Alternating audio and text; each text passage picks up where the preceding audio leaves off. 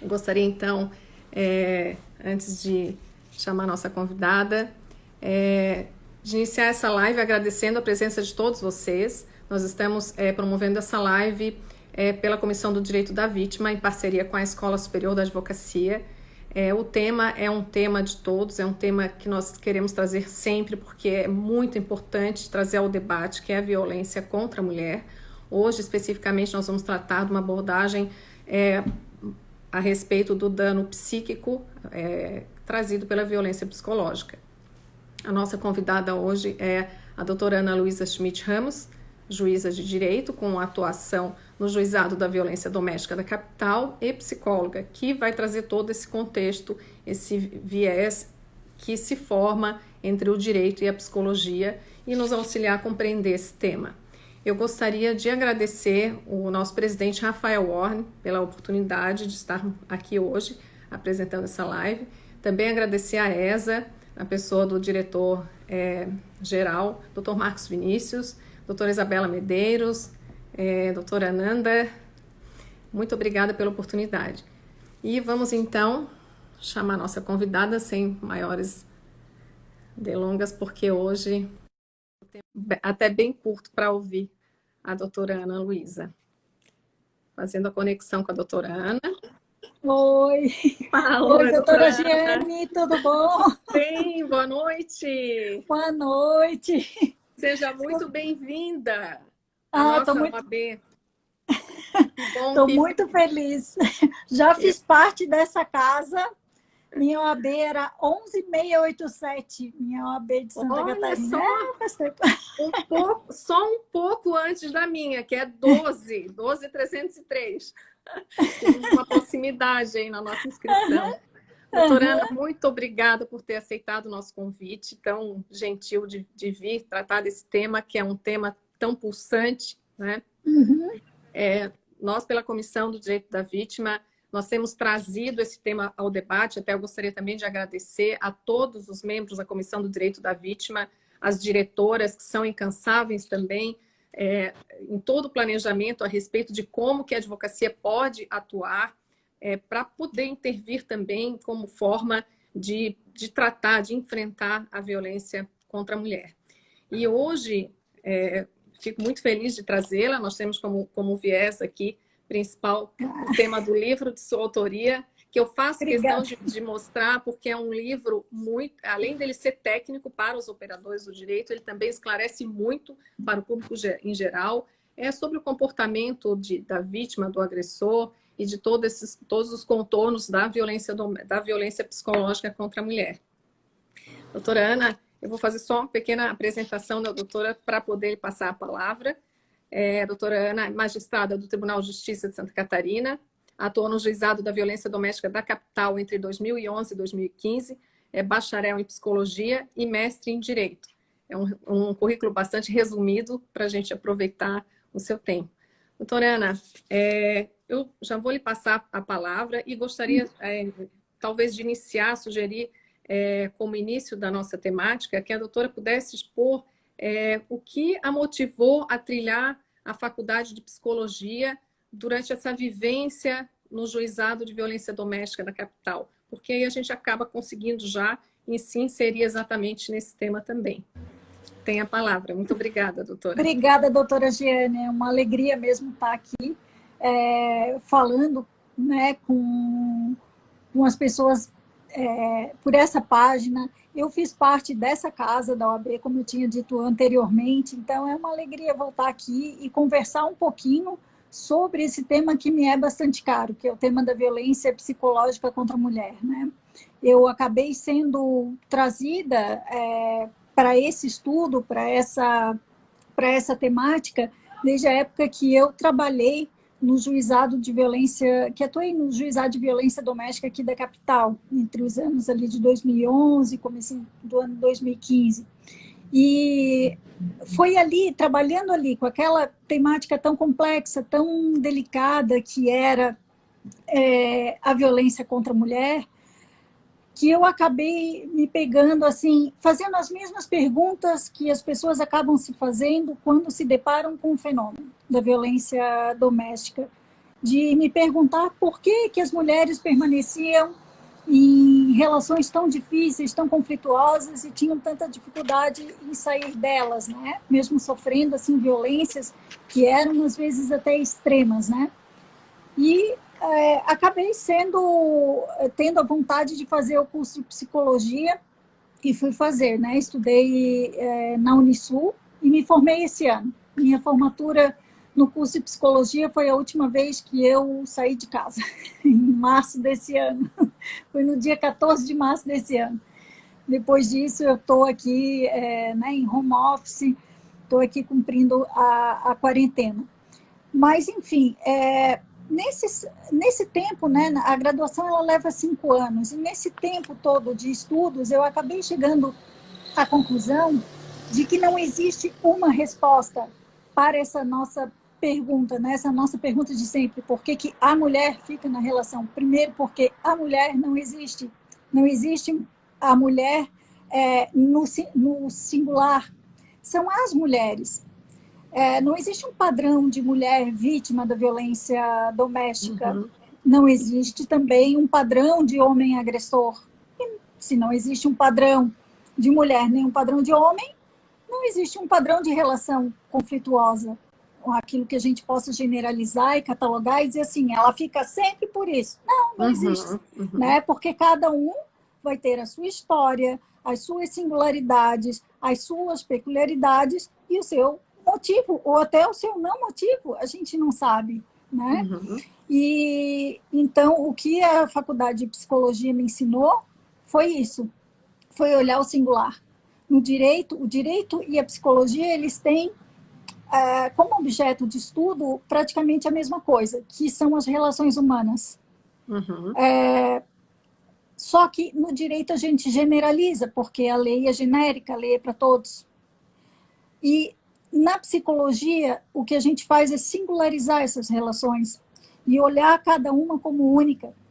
Então, o que a psicologia trouxe de legado para mim, até na magistratura mesmo, no meu exercício como magistrada, foi aprender a olhar o singular. E aí, nada mais singular quando a gente trata do ser humano, né, com todas as suas coisas, as suas características, aquilo que o torna único e que o torna tão rico. E a mulher na violência doméstica, ela é única, né? Vai ser a sua história, as suas coisas, a sua vida, a sua vivência, isso que vai trazer o seu drama, né?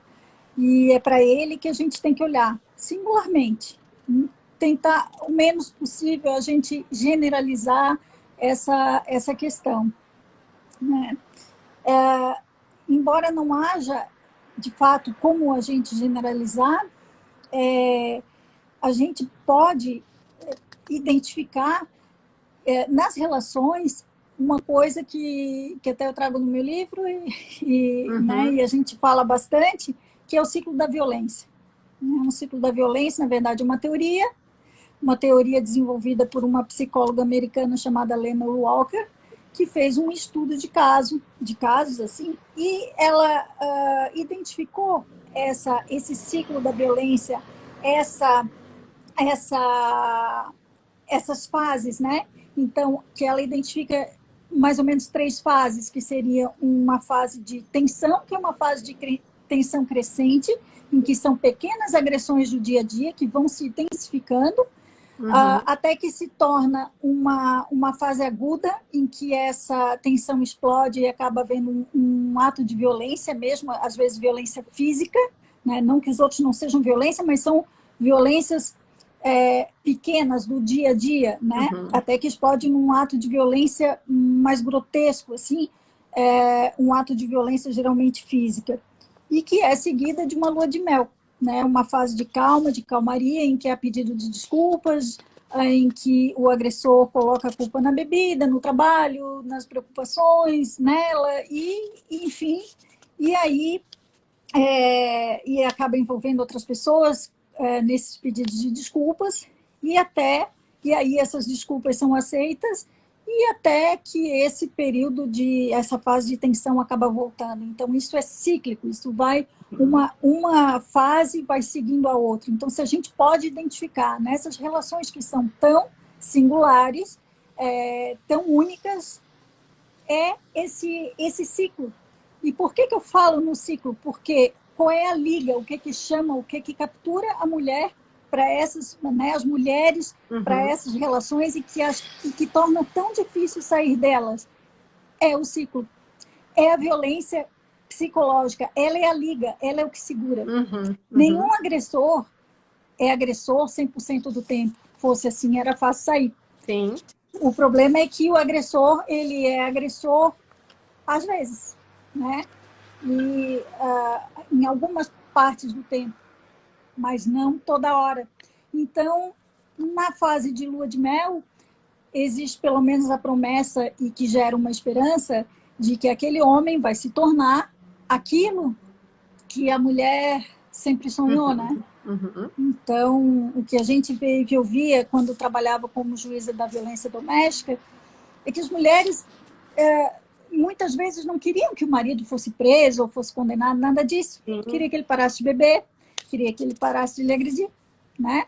Então, e que se tornasse uma pessoa na pessoa que ela conheceu. Porque ninguém conhece um agressor já agredindo, né? Conhece um homem que parece ser super gente boa e que de repente vai mostrando aos poucos esse outro lado mais sombrio, né? E que acaba trazendo a mulher para essa vida mesmo, assim, mais essa vida de violência, essa vida triste. Doutora Ana, tratando então dessa singularidade de cada relação, partindo do pressuposto que é difícil traçar uma linha para que se possa identificar onde começa a violência, né? Mas também considerando esse número alarmante de feminicídios, né? Por exemplo, aqui em Santa Catarina, nós tivemos esse mês 4 feminicídios, né? Tivemos 2 na primeira semana e 2 também essa semana, então, que é o ponto extremo. Então, procurando tentar evitar que se chegue a esse ponto, onde a maioria dos casos de feminicídio acontece justamente na época da ruptura da relação, quando a vítima decidiu sair do ciclo, a exemplo do que aconteceu exatamente nesses casos aqui em Santa Catarina, um deles, onde a vítima estava fazendo a mala para sair de casa, e aí foi onde justamente sofreu a violência. Então, partindo desse pressuposto, mas também associando essa teoria do ciclo da violência, tem alguns fatores onde a vítima possa se sentir inserida já nesse ciclo na época da violência psicológica, aonde, como a doutora explicou, né, ela é gradativa, a violência vai crescendo, ela começa, na maior das vezes, dentro da violência psicológica, pequenos gestos, pequenos atos, e ali ela vai aumentando, até chegar, vai sempre, depois, passando para uma violência física, apesar de voltar, ter época de lua de mel, mas existem algumas características que são mais determinantes e que a vítima possa identificar já na época em que ela começou a sofrer violência psicológica, que ela saiba que ela está num relacionamento abusivo, conflituoso, e que ela possa sair antes de que se prolongue. Por exemplo, a gente vê situações de violência doméstica de 10, 15, 20 anos de relação. Eu já vi de 40 anos, né? Tá vendo? Então, será que é possível? Tem algumas características norteadoras que a vítima consiga se inserir e já se sentir alarmada e motivada a sair desse ciclo antes? É sempre uma questão difícil, porque nós temos até culturalmente, né? Muitas vezes essas violências psicológicas, elas de certa forma naturalizadas na relação. É assim mesmo. E a pessoa não se dá conta de que aquelas falas, aquelas humilhações, aquele isolamento que o agressor coloca a vítima, que aquilo seja um ato de violência. Então, não sei se a doutora chegou a ver, mas eu achei muito interessante essa cartilha que a CEVID, né, do Tribunal de Justiça, elaborou agora, que chama Crush Perfeito. Ela é direcionada, na verdade, para um público jovem, né, para meninas que estão iniciando agora essas fases de namoro. E é uma coisa bacana, sabe, porque ali ela descreve exatamente esses sinais. Esses sinais vai mostrando assim, bisbilhotar o telefone celular, bisbilhotar e-mail, fala mal da sua roupa, mas vai com essa roupa hoje, teu cabelo não está muito bom, porque isso vai aumentando, né? Então, chama atenção para as mulheres, é legal porque é destinado a um público jovem, mas, na verdade, serve para todo mundo, sabe? Porque identifica ali, né? Como as coisas começam. Ninguém já chega numa relação e já chega ameaçando, né? As coisas vêm pequenininhas, assim como eu falei, mas vai sair com esse cabelo, vai sair com essa roupa, até que chega em extremos, né, de isolar a mulher do seu ciclo social, da sua rede de amigos, de família, de tudo isso, e que a vítima não tem mais para onde correr, né? Só que isso começa aos poucos. Mas essa sua amiga não gosta muito de você, ela tem jeito de invejosa, ela dá em cima de mim. Ou então eu não gosto dessa amiga, né? Eu não gosto dessa tua amiga. Ou então, você não precisa trabalhar, né? Eu posso te sustentar, vem, eu vou dar tudo para você, né? Vou sustentar nossa família, nossos filhos, e vai ficar tudo assim, que acaba enredando as mulheres para relações que são verdadeiras armadilhas. E as mulheres se tornam reféns. Então, o que essa cartilha ela coloca é exatamente isso. Ela dá aqueles sinais e mostra que aquilo não é uma relação saudável, né? Quando aquilo aparece, para ligar um sinal pelo menos amarelo, de pensar assim, não, isso não é certo, mexer no meu celular não é certo, pedir para eu parar de trabalhar e de eu gostar das minhas coisas não é certo.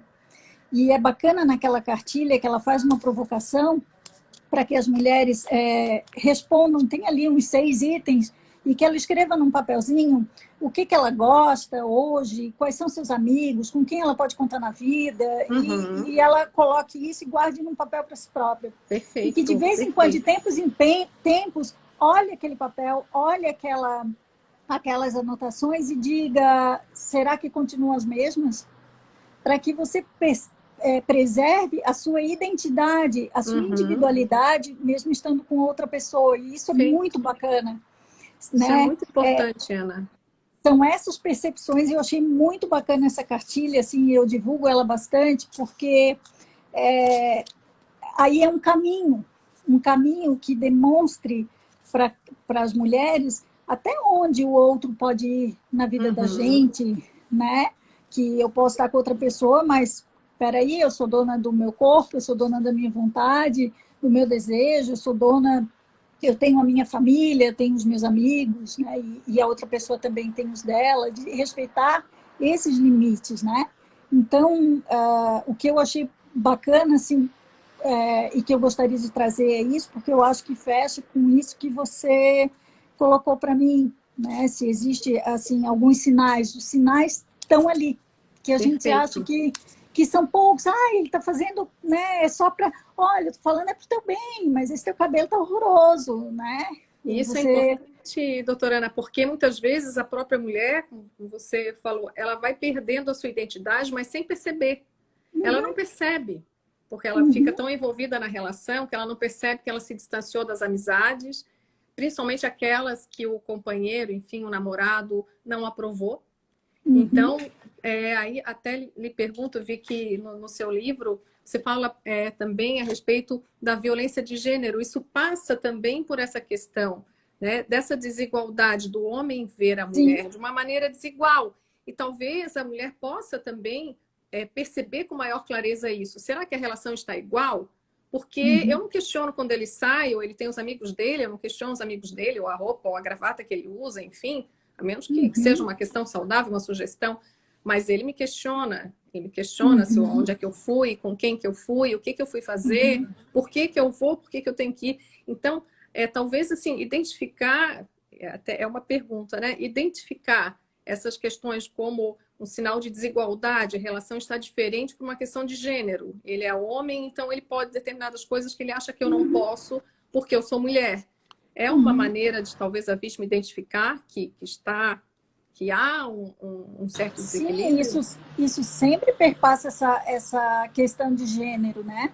E principalmente porque o homem agressor, ele faz a mulher entender que ele está fazendo um baita favorzão de estar com ela.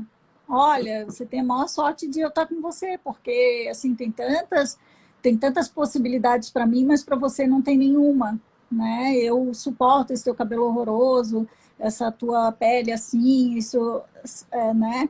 Esse teu peso, essa tua idade, mas outra pessoa não vai suportar isso. Então é bom você ficar bem feliz com o que você tem, porque você, se não tiver a mim, não vai ter mais nada na vida, né? E a violência ela vai se tornando tão arraigada que as mulheres acabam acreditando nisso e se colocando nesse lugar de não acreditar, né? Até que pode haver, inclusive, um extremo de ele fazer com que ela perca mesmo a sanidade, o que desconfie da sua sanidade, faça ela pensar que ela está louca, né? Tem um evento, um episódio chamado Gaslight, né? Que é exatamente isso, essa violência em que o agressor faz a vítima perder a sua noção de realidade e duvidar da própria sanidade. Isso é baseado num filme antigo chamado Gaslight, que trata exatamente isso, né? Então, numa violência psicológica extrema, aí fica bem difícil para essa mulher vítima se ver como vítima e se identificar como vítima, identificar aquelas violências como atos de violência. Os atos de violência psicológica, eles estão lá descritos na Lei Maria da Penha, lá no artigo 7º, né? Mas dificilmente as mulheres num estágio já de um dano psíquico já tão importante vão se identificar, se ver como vítima e ver que já não consegue mais saber nem quem ela é, né? Ela já não consegue se perceber. Então, aí a Não. gente já passou por um outro estágio, né? Porque falamos inicialmente daquele estágio onde ela já está mais fora do ciclo, entrando, mas ainda consegue identificar que ela está, por exemplo, se anulando, perdendo as amizades, mudando a forma de viver em razão do relacionamento.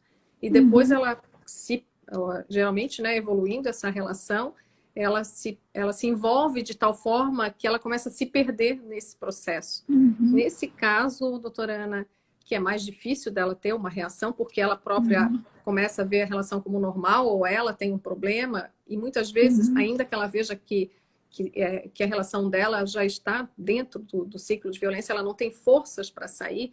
Nesse momento é que é importante, né, a ajuda da família, de quem consegue identificar que essa vítima está sofrendo uma violência.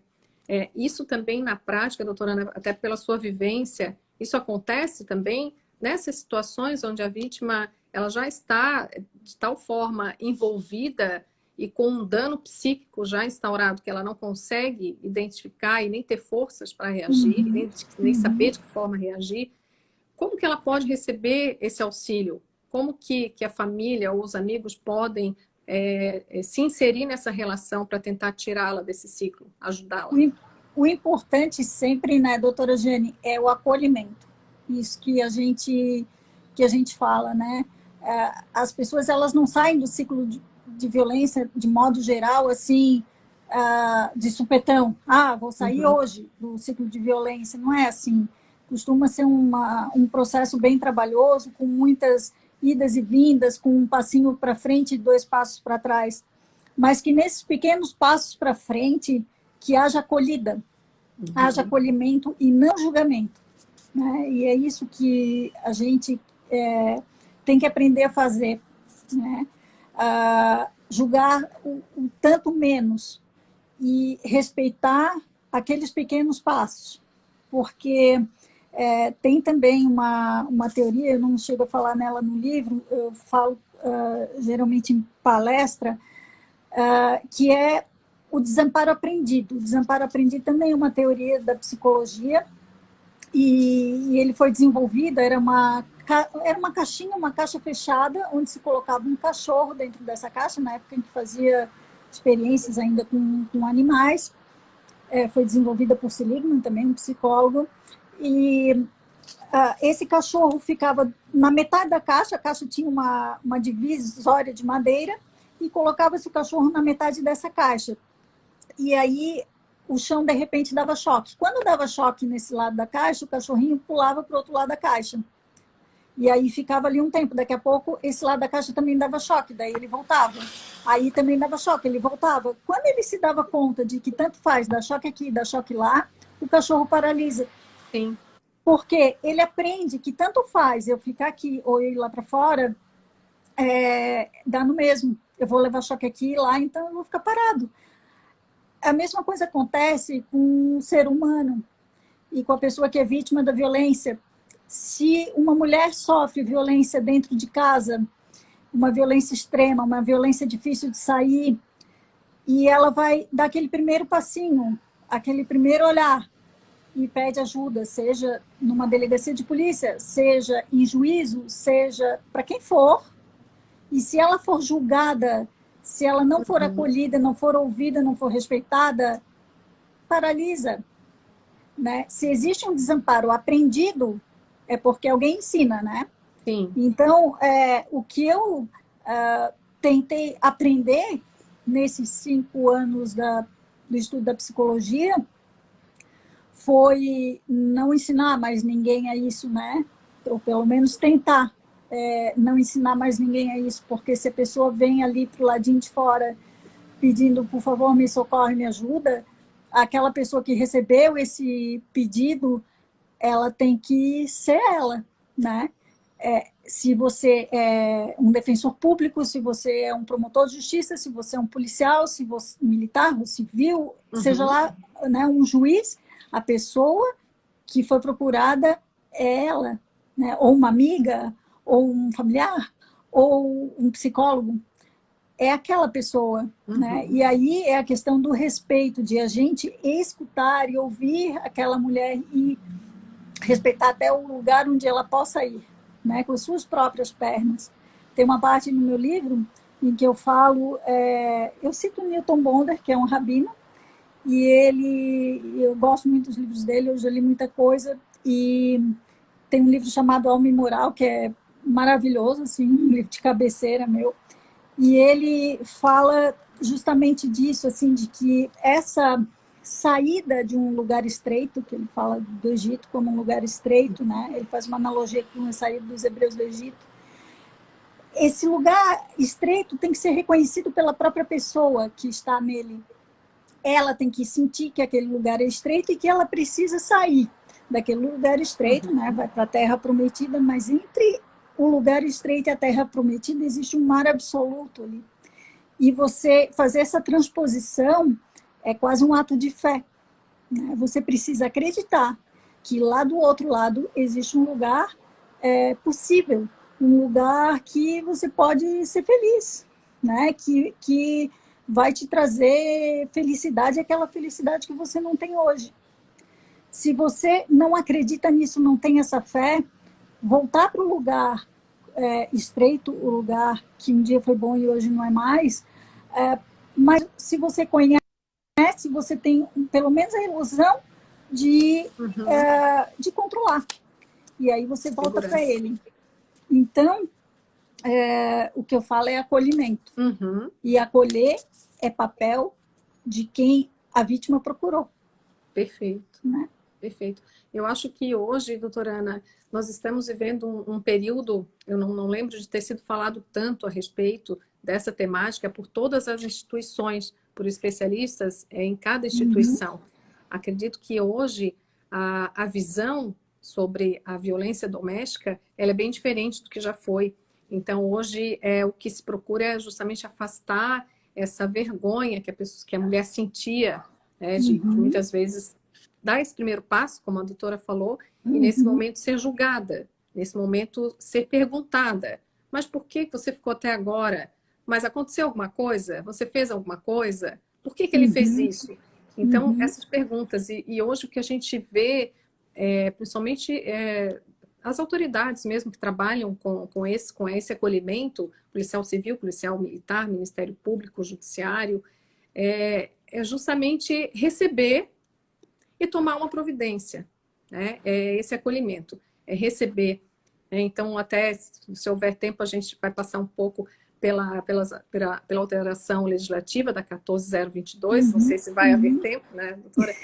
Mas é só para dizer que também o legislativo tem se preocupado com isso, né? No momento em que traz mudanças na legislação e que permitem à autoridade, onde a vítima a procurou e fez a denúncia, o acolhimento rápido, né? E aí, a doutora Ana, puxando um pouco agora para a questão do dano psíquico, a doutora mencionou antes, né, que a violência psicológica, ela vai sendo praticada, ela vai aumentando de intensidade até o momento em que ela começa a causar dano, né? E foi com base nessa teoria do dano psíquico, que a doutora vislumbrou essa questão do dano à saúde, né, a lesão corporal, que tem a tipificação no Código Penal, no artigo 129. A doutora poderia falar um pouco a respeito, então, dessa caracterização de como que esse dano psíquico encontra essa fundamentação no Código Penal? Sim. Quando eu atuei na violência doméstica, né, no juizado da violência doméstica, me chamava atenção, e daí começou a me incomodar, que nenhum processo por violência psicológica chegava lá, embora a violência psicológica conste ali na Lei Maria da Penha. E aí, quando eu fui estudar psicologia, no meio do curso, no desenrolar de uma das disciplinas, eu pude fazer um trabalho de pesquisa em que eu fui ver quais seriam os critérios, se a gente pudesse identificar o que é um dano psíquico, quais seriam os critérios que identificariam essa violência psíquica, né? O que caracterizaria? Então, foi esses critérios foram o objeto do meu estudo. Quando eu terminei isso, eu trouxe para a linguagem do direito, daí eu acabei escrevendo esse livro, em que mostra, né, aquilo que eu identifiquei na psicologia, eu trouxe para o direito. Então, no meu estudo, o que eu vi? O artigo 129 do Código Penal, ele diz, ele está chamado ali, lesão corporal, só quando a gente lê o tipo penal, ele diz assim, ofender a integridade corporal ou a saúde de outrem. Quando fala em saúde, saúde está descrito, conceituada pela Organização Mundial de Saúde como um bem-estar físico, mental e social. Então, não é só no corpo físico, né? Então, se a gente transpuser esse conceito da Organização Mundial de Saúde para o tipo penal, sim, quando você ofende a integridade corporal, mas também você ofende a saúde de outro, também você pode estar cometendo crime de lesão corporal, está tipificada a sua conduta, né? Então, só que o crime de lesão corporal é um crime de resultado, e um crime que deixa vestígio. Para comprovar a materialidade desse crime, e aí era essa dificuldade, por isso talvez que nunca tenha havido um processo sobre isso, né, com essa temática, com esse tipo penal, foi porque é difícil provar. Como é que eu vou fazer prova? Porque se é uma lesão física, você vai no IGP, você vai lá, faz um exame de corpo de delito, o médico olha para as suas lesões, aquilo que geralmente é aparente, e vai colocar num laudo, vai responder aqueles quesitos, né, que já são aqueles de praxe, e vai dizer o que causou aquela lesão, qual é a lesão que tem, foi causada por que tipo de objeto, né, vai fazer ali um nexo de causalidade entre uma ação e um resultado. E aí, foi aí que eu fui pesquisar, mas num dano psíquico, quais seriam esses critérios? O que caracterizaria? E eu cheguei à conclusão, nos meus estudos, numa revisão bibliográfica, que os critérios utilizados seriam os parâmetros, os sintomas do transtorno de estresse pós-traumático. Esse transtorno de estresse pós-traumático está descrito na CID-10, que é a Classificação Internacional de Doenças, usada pela Organização Mundial de Saúde, usada no Brasil. E tem ali, nesse transtorno, tem a descrição dos grupos de sintomas. Então, isso é um parâmetro. Por que o transtorno de estresse pós-traumático e não um outro transtorno qualquer? Porque o transtorno de estresse pós-traumático, dentro dos transtornos mentais, ele é um transtorno que ele é causado por um fato, um evento na vida da pessoa, um evento estressor.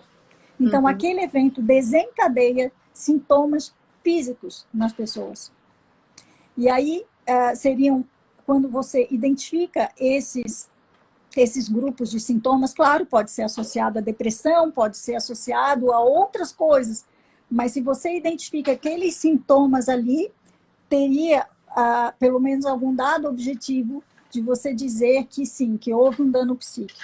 Num laudo psicológico, então, o psicólogo faria esse estudo, um estudo sério, em que veria não só a vítima, mas também o apontado agressor, as pessoas que convivem com eles, pode olhar prontuários médicos, enfim, acesso aos autos, e vai identificar se existem sintomas, se estão presentes aqueles sintomas, se existe um evento estressor, mas pode ser uma sucessão de eventos estressores, né? Uma situação de eventos estressores, e se uma coisa está relacionada com a outra.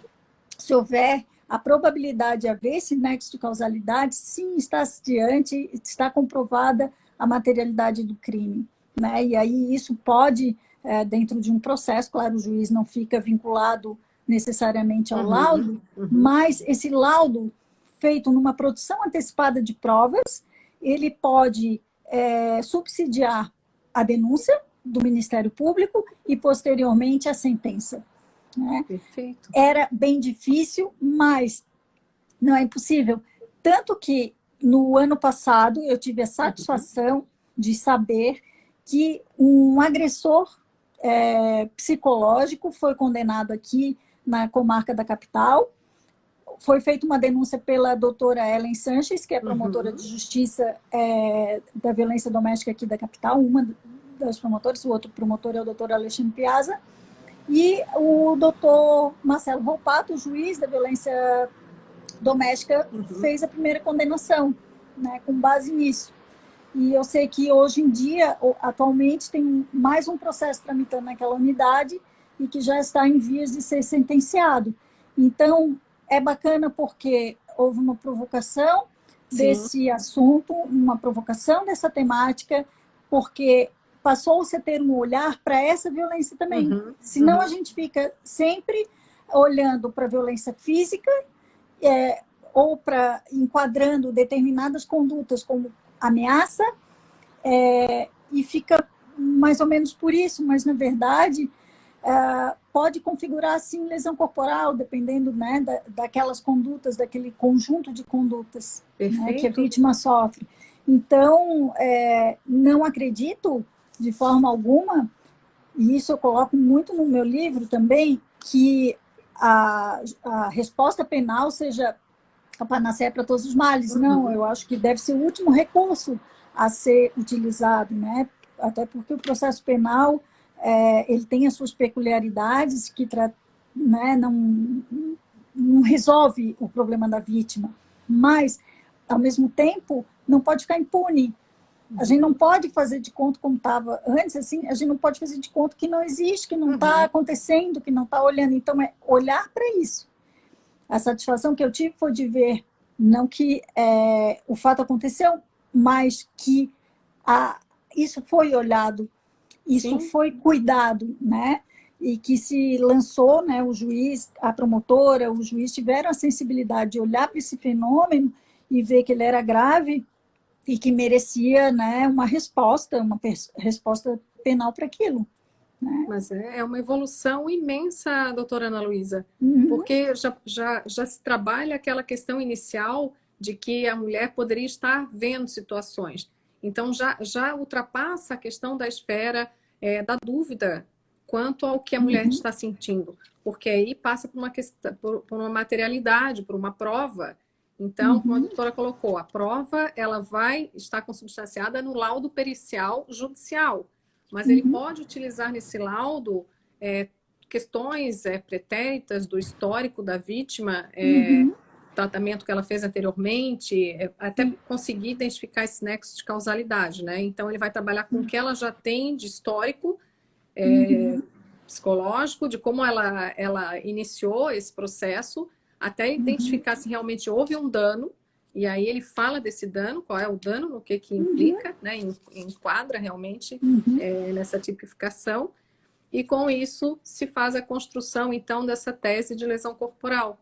Exatamente. Nesse caso, quem fez, né, foi o psicólogo do próprio juizado, que era o doutor Ricardo Bom Maria, que é um psicólogo, uma pessoa extremamente competente, extremamente séria, com um trabalho muito sério, e que fez toda essa análise de todo o contexto para chegar, né, numa conclusão ali, num juízo de probabilidade ou não, de haver este evento estressor, ou eventos, era uma sucessão de eventos, o dano psíquico como sintoma, né, os sintomas apareciam ali, e o nexo de causalidade entre uma coisa e outra. Mas é uma mudança gigantesca mesmo, doutora Ana Luísa, porque ela é conceitual, né? Então, o próprio agressor, na medida do tempo, quando isso for mais propagado, então teve uma ação já com condenação, tem outra ação que também tem essa apreciação, né? Não teve decisão ainda, mas ela está em vias de ter uma decisão. Então, a tendência é que com o tempo, com o passar do tempo, já seja conhecida essa aplicação na ação penal do artigo 129 também para o crime, vamos dizer assim, a tipificação do crime de dano psíquico, né? Então, a meu ver, ele, além dele beneficiar a vítima que a encoraja a demonstrar, a falar sobre o dano psíquico, também vai causar um efeito no agressor, porque isso também dá ensejo depois, numa ação no cível, a um pedido de indenização. Então, doutora, até uma pergunta também. Até, inclusive, aqui no meio das perguntas, algumas perguntas foram feitas, e essa foi uma das perguntas que foi trazida. Se há uma possibilidade de indenização por dano moral também, por conta desse sofrimento, né, na esfera civil. Sim, certamente que sim, né?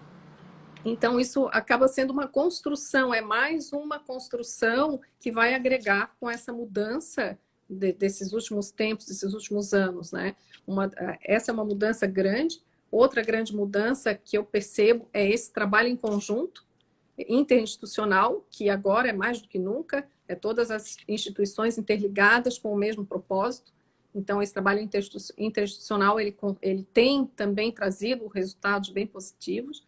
E esse trabalho do dano psíquico como crime de lesão corporal também, doutora Ana, não tenho dúvida que agora ele é novo, mas já produziu efeitos, né, no âmbito do direito penal. E a tendência é que, se isso se tornar mais comum, que os operadores do direito também trabalhem com essa temática e reforcem isso a um nível não só estadual, nível nacional, que daqui a pouco a gente comece realmente a colher frutos também desse trabalho, né? Maiores frutos desse trabalho. Não sei se eu tenho ainda mais alguma pergunta aqui com relação à questão do livro. Nós passamos pela prova. Com relação à questão de condenação, depois passou a perícia, foi identificado, veio a sentença. O que se tem em termos de condenação, doutora Ana? A condenação, a condenação aí, a previsão ali de pena do próprio Código Penal, né?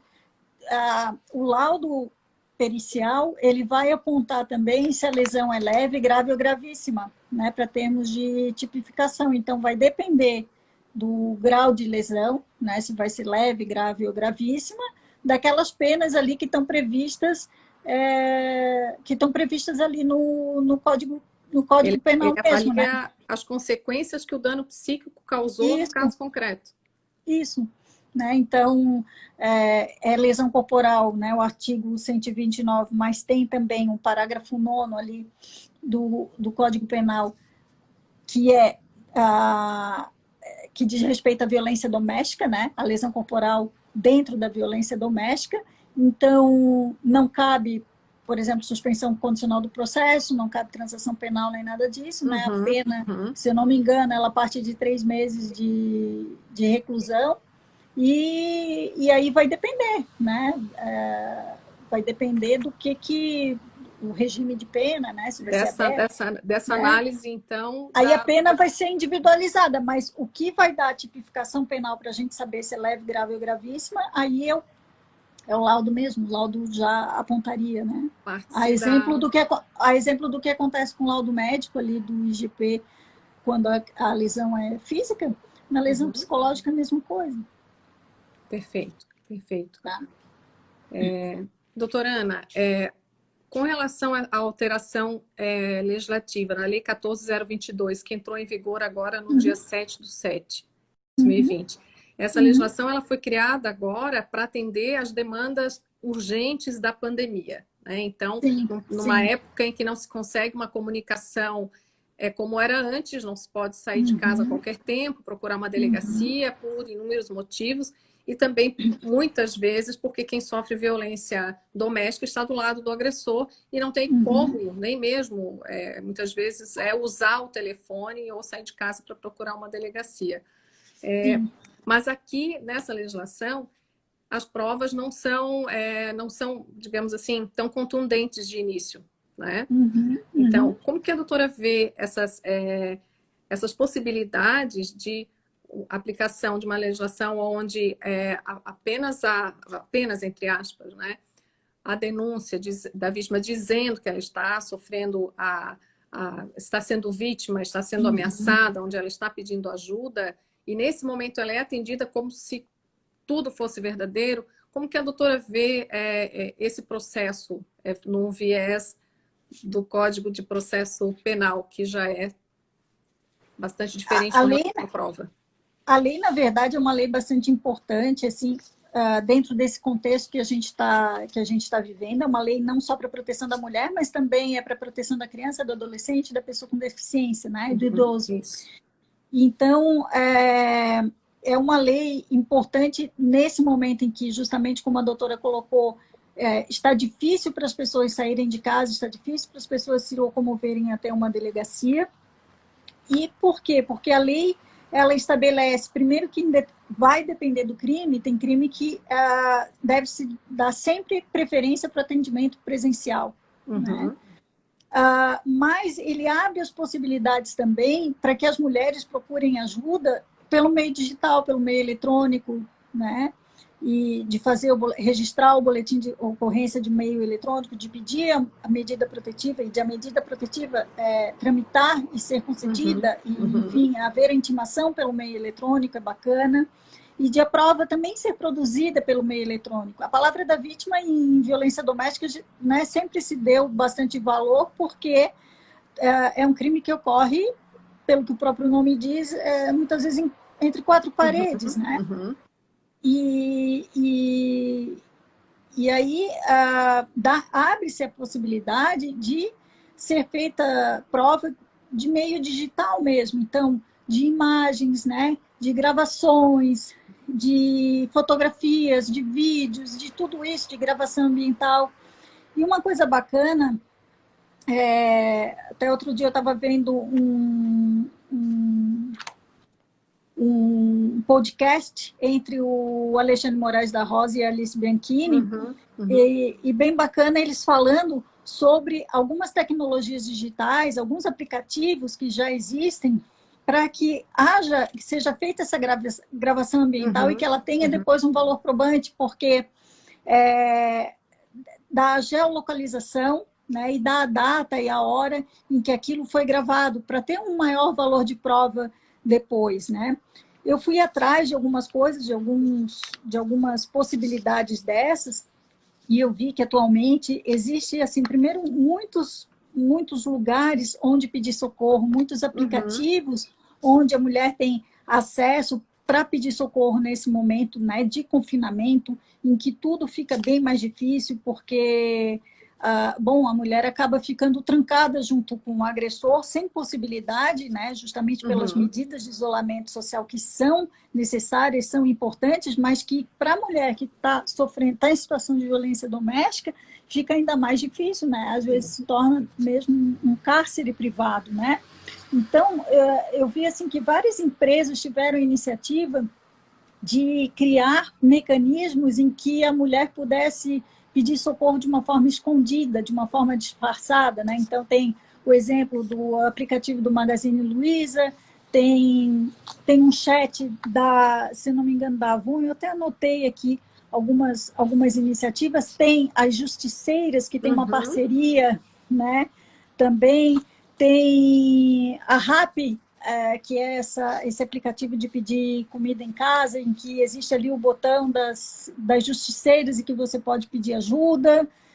Enfim, tem várias possibilidades, né? Dentro, aqui em Santa Catarina, tem o aplicativo da Polícia Militar, que é o PM Cidadão, né? Em que existe ali a Rede Catarina, existe uma possibilidade ali de buscar ajuda, né? Então, eu vi assim que a preocupação é geral, as possibilidades de pedir ajuda, de pedir socorro, elas estão se ampliando. E tinha um aplicativo que eu anotei que chama Penhas com o último S assim, maiúsculo. E eu não entrei nesse aplicativo, mas ele diz que tem uma ferramenta dentro dele em que faz gravação ambiental, e com essa geolocalização, com esse horário. Então, é bacana porque forma uma prova mais forte, mais contundente, para depois para auxiliar no processo penal mesmo. Né? Perfeito, perfeito. Doutora Ana, nós estamos com 8 minutos para terminar a live. Eu vi. Passou muito rápido. Mas eu achei bem importante agora nessa parte já final, a doutora trazer essa questão dos meios possíveis de denúncia, porque justamente essa lei, essa que veio agora por causa da pandemia e que facilitou, digamos assim, as provas imediatas e que facilitou para que a vítima possa fazer uma denúncia pelo WhatsApp, ou apenas ligar ou usar um aplicativo, ela se coaduna justamente com todos esses meios agora que a doutora mencionou que existem para facilitar o objetivo maior, que é justamente sair daquela situação grave. Porque quando ela faz isso, quando ela vai buscar ajuda num aplicativo, por exemplo, de pedido de comida, ou quando ela entra numa farmácia, como agora tem a campanha do sinal vermelho contra a violência, que é o X, né? X na mão. Então, quando ela faz isso, ela já está numa situação extrema. Então, realmente tem que agir rápido. Né? É uma possibilidade, nesse momento, de salvar uma vida. Nem todas conseguem. Nós vimos agora... Teve até um caso ali do sinal vermelho, né? Eu até publiquei no meu Instagram, assim, que o policial militar que foi atender, ele teve a sensibilidade de perceber, né, naquela ocorrência, que a mulher simulou estar fazendo um X na mão, e ele identificou isso com a campanha do sinal vermelho e fez a prisão em flagrante do agressor. Então foi bacana, assim, que o policial percebeu, teve a sensibilidade de olhar para aquilo, o policial militar, e fazer prisão, né? Então, eu acho que as pessoas elas estão cada vez mais se interessando pelo assunto. Então, as pessoas que podem acolher estão cada vez mais querendo se preparar para isso, assim, isso que eu tenho percebido. Eu percebo também em todas as instituições essa capacitação, essa sensibilidade que o policial teve. Muitas vezes é o treinamento que a Polícia Militar tem dado aos seus agentes, assim como tem acontecido no Judiciário, no Ministério Público, na advocacia, todas as instituições em conjunto sensibilizadas com esse tema. Acho que é uma maneira da gente tentar, né, doutora Ana, efetivar medidas realmente de proteção, para a gente não se deparar com situações como a gente tem se deparado essa semana, que são trágicas para toda a sociedade, para a família, para as crianças, enfim. Doutora Ana, nós estamos com 5 minutos de live. Eu vou lhe passar a palavra para as considerações finais. Eu gostaria apenas de agradecer novamente a sua presença aqui. Acho que temos matéria para outras lives, para conseguirmos, né, aprofundar. Mas hoje o tema que a gente trouxe da violência psicológica, acho que foi assim, fantástico. Muitas informações, questões mesmo práticas para que as pessoas levem esse esclarecimento adiante. Gostaria de agradecer a presença de todos aqui. Vi vários conselheiros estaduais aqui, Janaína Ferri Manes, que é membro da nossa Comissão da Vítima, doutor Rodrigo, conselheiro também, doutora Caroline Forte, que fez uma live na semana passada aqui conosco, colega, Amanda Torres, a minha mãe está aqui presente na live. Que legal. A Marion está aqui, a Marion é fã da doutora Ana Luísa, está aqui na live. A Lu Mortari, nossa secretária adjunta da OAB, é extremamente, enfim, atuante aqui, nos dá força sempre, nos apoia nas nossas campanhas. Doutora Herta Souza, doutora Herta é presidente da subseção de São José, também atuante no tema. Amanhã temos uma reunião para tratar justamente dessa temática. A doutora Renata Castilho, que é presidente da Comissão de Combate à Violência Doméstica aqui da OAB. Então, eu gostaria de agradecer imensamente todas as pessoas, as que eu não mencionei também, por estarem aqui, porque eu tenho certeza que essas informações se propagam, e isso é o que a gente quer, é um dos escopos da nossa comissão, informar e levar essa informação com o maior alcance possível. E dito isso, temos 4 minutos, eu gostaria de passar a palavra para a doutora fazer suas considerações. Obrigada, doutora Giane. Eu que tenho, primeiro, agradecer a todas as pessoas que estiveram conosco aqui nesse bate-papo, né, nessa discussão que é tão importante, né, esse assunto que eu tenho o maior carinho por esse assunto, e te parabenizar também pelo teu excelente trabalho, sempre você muito engajada, né, na questão da violência doméstica, na questão do acolhimento à vítima, sempre muito preocupada, muito atuante, né, e sempre com esse seu jeitinho, assim, um jeito muito delicado, assim, muito gentil de ser, né? Uma pessoa que está sempre se doando para os outros, se doando para as causas, assim, te parabenizar mesmo, né? Você é uma pessoa que eu admiro muito. E aí fico muito agradecida mesmo de poder estar aqui e provocar essa discussão, provocar que as pessoas falem e olhem para a questão da violência psicológica, assim, e que deem a importância para isso, porque, diferentemente de uma lesão física, em que geralmente elas são tratáveis e curáveis, e, enfim, a lesão psíquica não é assim, né? Ela deixa sequelas graves nas pessoas que sofrem, elas capturam as mulheres para dentro dessas relações, tornam a saída difícil e tudo mais, né? Então, provocar o debate sobre isso, falar sempre da necessidade, da indispensabilidade de a gente ter um olhar de acolhimento para quem veio buscar ajuda, né? Porque se foi para você, então é com você mesmo o assunto, né? De olhar, de não julgar, de tratar com carinho uma situação que é tão delicada, né? Então, era isso, é só agradecer mesmo, agradecer muito essa oportunidade. Eu sempre fico bem feliz e satisfeita, assim, de poder debater e ouvir outras coisas a respeito desse assunto. Doutora Ana, eu que agradeço, e mais uma vez, assim, contando com todos, para que realmente tudo isso que a doutora Ana falou seja efetivado, essa ajuda sem julgar, estender a mão, como disse a Lu Mortari, falou que juntas somos mais fortes.